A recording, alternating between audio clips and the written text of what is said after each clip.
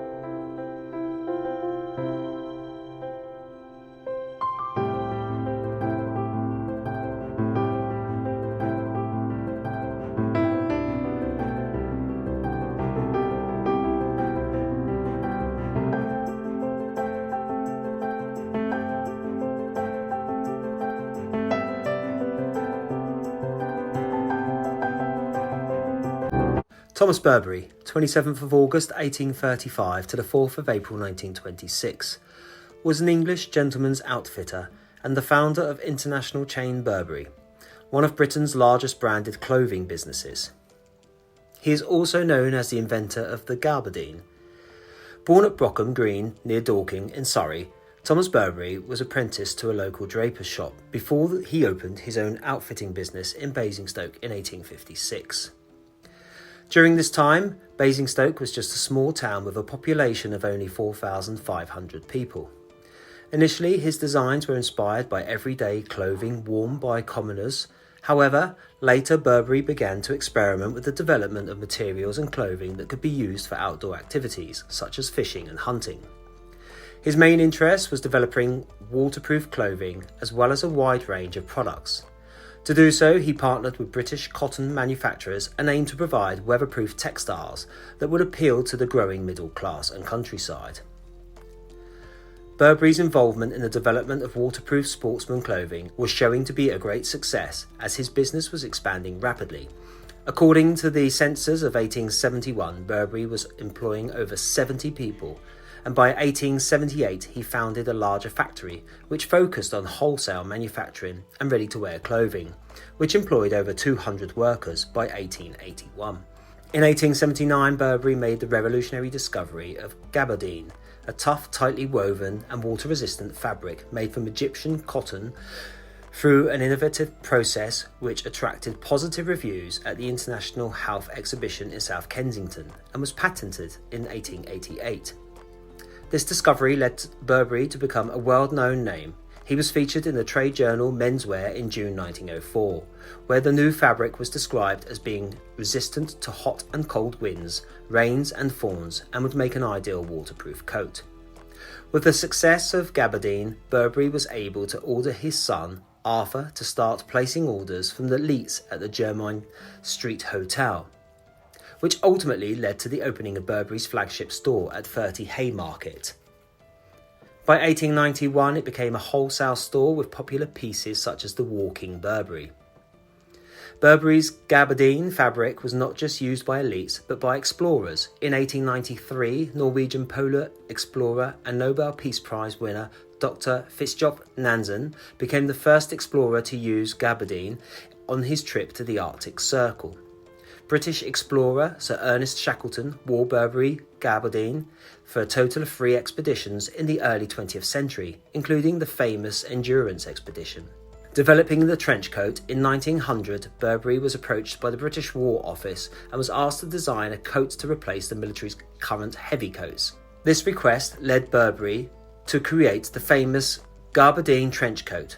The coat became a staple product for World War I soldiers and eventually became a staple product in regular civilian life as well. It became the main element of Burberry's style and continues to be present in media today. The trench coat was worn by Humphrey Bogart in Casablanca and Audrey Hepburn in Breakfast at Tiffany's, contributing to its fame as a style icon seen throughout the world. Burberry retired to Abbott's Court near Weymouth, Dorset in 1917. He used his excess time to focus on religious and humanitarian beliefs. He focused on healthy living, which influenced him throughout his career by making clothes for soldiers and sportsmen. He was a teetotaler and campaigned against tobacco smoking. He was also a devout Baptist who liked to hold prayer meetings every morning. After witnessing the transition of his company from a small store to a public company, Burberry, in 1920, Thomas Burberry peacefully died at his home at Hook near Basingstoke in 1926, aged 90, of unspecified causes. He married twice, first to Catherine Hannah Newman and second to Mary Marshall. He had 2 sons and 4 daughters by his first marriage. On the 1st of November 2016, Burberry released The Tale of Thomas Burberry, a short film inspired by Thomas Burberry's life and achievements, reimagining key events from the brand's history, filmed in the style of cinematic trailer by Academy Award-winning director Asif Kapadia and written by Academy Award nominee Matt Charman. So there's all the information there about Thomas Burberry and what an amazing man he was. Not only, be quiet Crow, not only being anti-tobacco, but of course not a teetotaler as well. And of course with his religious practices and obviously creating a lot of wealth and a lot of jobs within the area as well for people, which is fantastic. Now the crows are very noisy up above me today, and the magpies, as you can probably hear. That's the magpies there. They're probably having a conversation, being cousins and all that sort of stuff. Told you. Anyway, I've been having a good look around, and you know what? I think I found it. Let's go and have a look. Okay, so as we come along here, there's some really cool old graves. And here we are, look, let's come down here, Thomas Burberry. I wonder what the, like the leading up to it, I wonder if there's other family members there. Burberry, here we go.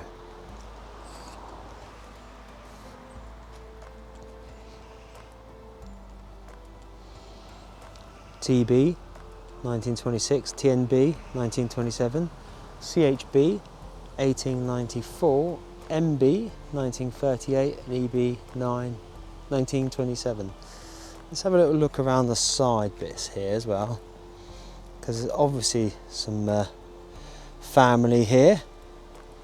MB 1867, Hong Kong, ER 1884, Invercargill, was that? Invercargill, MMB 1906, and of course we've got the back there, someone else's headstone there. I'll have a little look. CN 878, DN 1874, and EB 1871. So there we have it, the final resting place of Thomas Burberry. And we've got to say a massive thank you, Thomas, for the amazing clothes that you designed, and of course the waterproof material that he helped create as well, which obviously so many people went on to use, and of course the government, Ministry of Defence, during the war with the trench coats and so forth. Such an amazing man. And what a beautiful, beautiful headstone. I love it. So there we have the final resting place there of Thomas Burberry. And what an amazing man. The crows are still gobbing off. You know, created lots of jobs in the area. Obviously a great designer. And I wonder what he would have thought about his clothes making a comeback. Was it the early 2000s or the 90s? I can't remember now. There was a massive Burberry trend again, wasn't there? And like I said earlier, a lot of the old chavs used to wear them. But yeah, if you like the video today, please give it a thumbs up. If you haven't done so already, please subscribe to the channel. It's absolutely free. And of course, don't forget to hit that notification bell and you'll be notified. I'm just tripping over a little stick here. You'll be notified when there are some more videos coming out. But most importantly, don't forget to go back and watch some of the old videos. You may find one of your favorites coming up. We're in mid-August, August the 15th, but it feels like autumn already. It's that sort of day, but I love these sort of days. You know, there's a little bit of a chill in the air, hence why I've got the jacket on. And the leaves are blowing. They're not quite changing colour yet, but there's a little bit of brownness tint to them. Anyway, I will see you all on the next one. Thank you as always for watching. Take it easy.